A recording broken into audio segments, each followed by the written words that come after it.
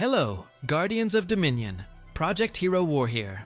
Today, we are tackling a topic that separates the casual players from the absolute warlords in Dominion. We are talking about war flag patterns. Now, I know what some of you are thinking. Flags are just small stats, right? Wrong.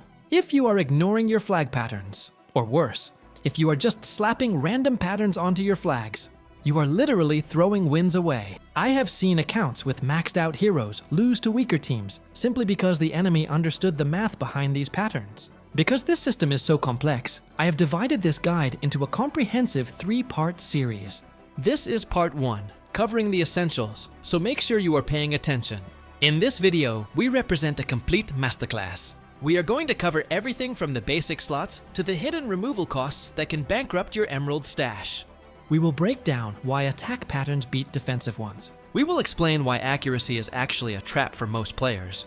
And finally, I will give you the exact builds for the War Flag of Fervor, Pet Strength, and Decline. So, grab your coffee, get comfortable, and let's dive into the ultimate guide for War Flag patterns. First things first, let's look at the anatomy of a War Flag. Think of your flag as a blank canvas. Within the vast tapestry of battle, each flag has room for exactly 3 distinct patterns.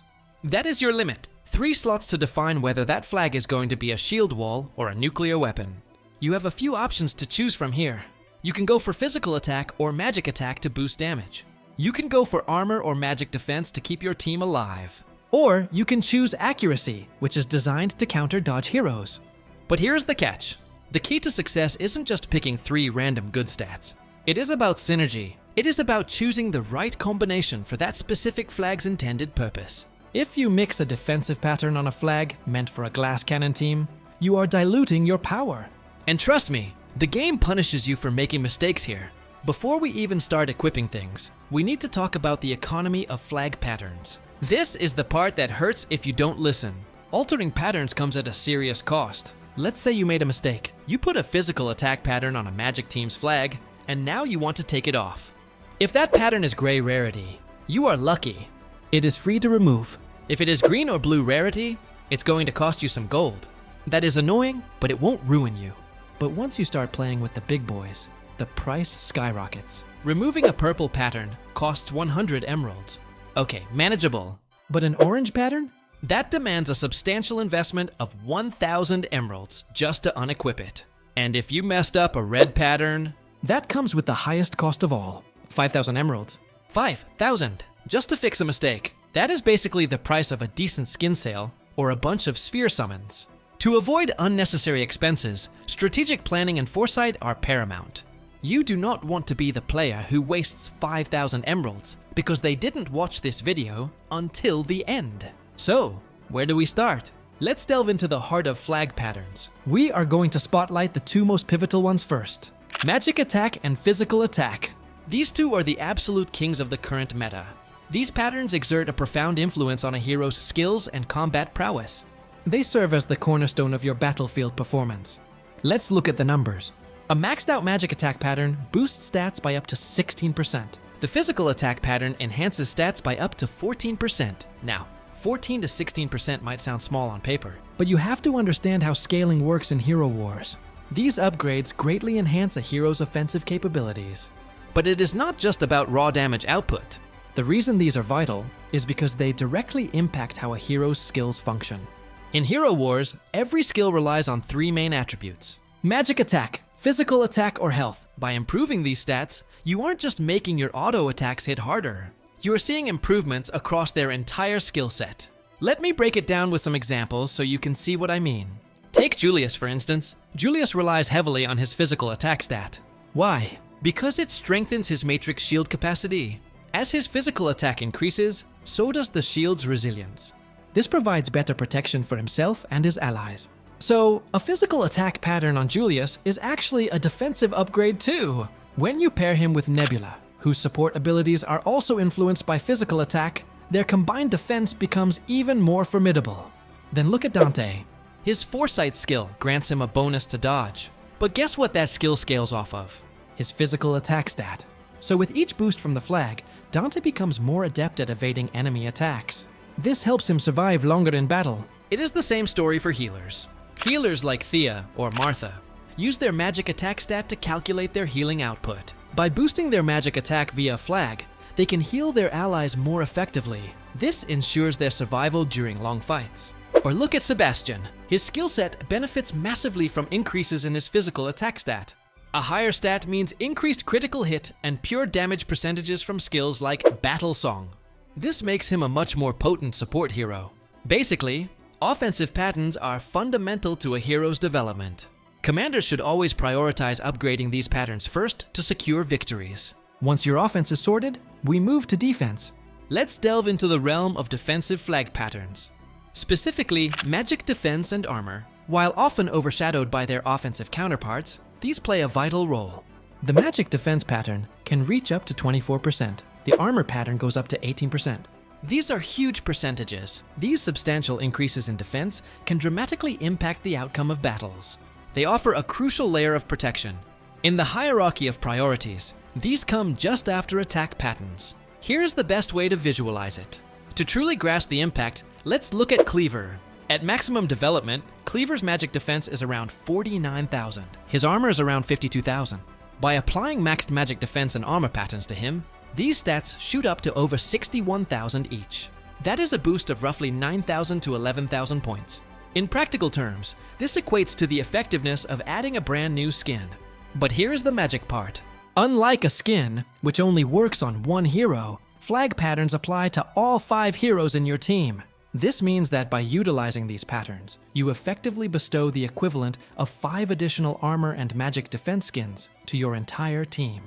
That is insane value. This exemplifies the profound importance of these defensive patterns for bolstering survivability.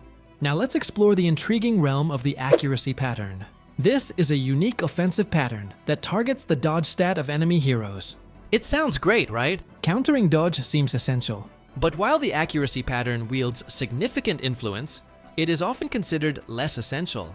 Here is why. The accuracy pattern can reduce the enemy team's dodge stat by up to 22%.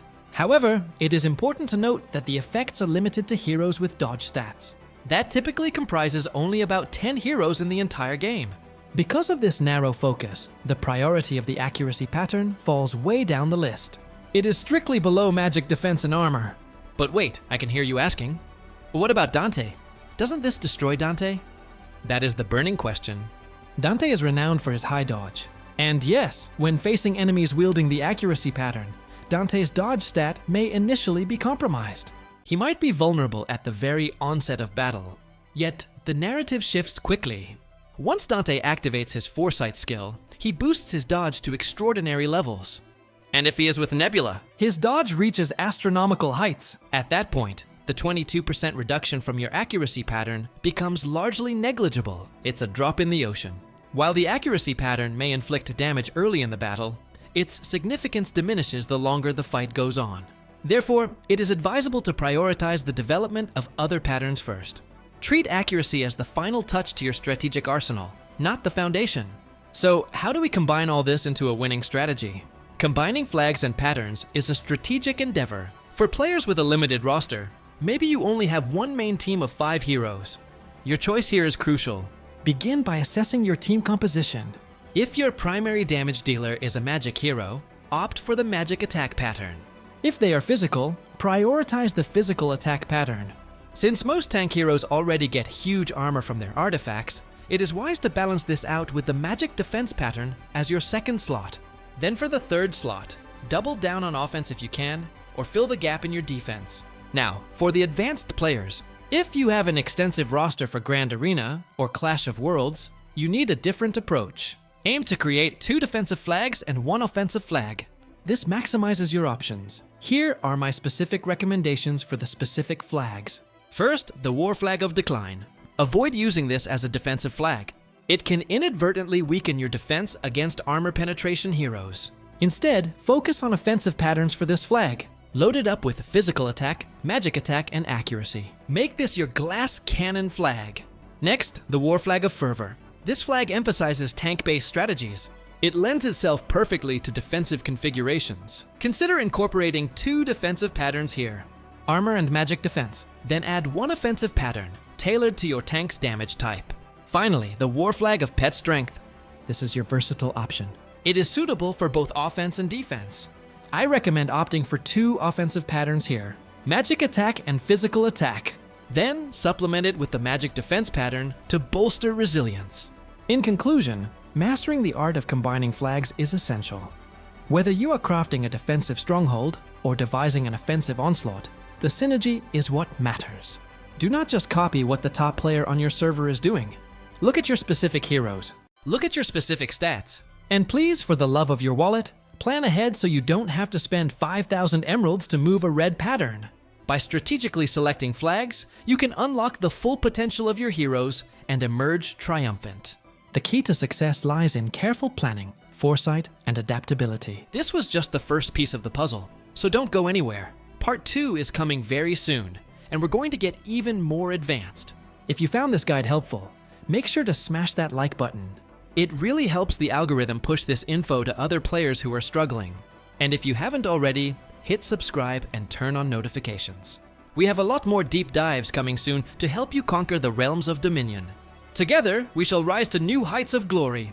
This has been your host, Project Hero War, signing off. I will catch you in the next one. Respect and love, Guardians!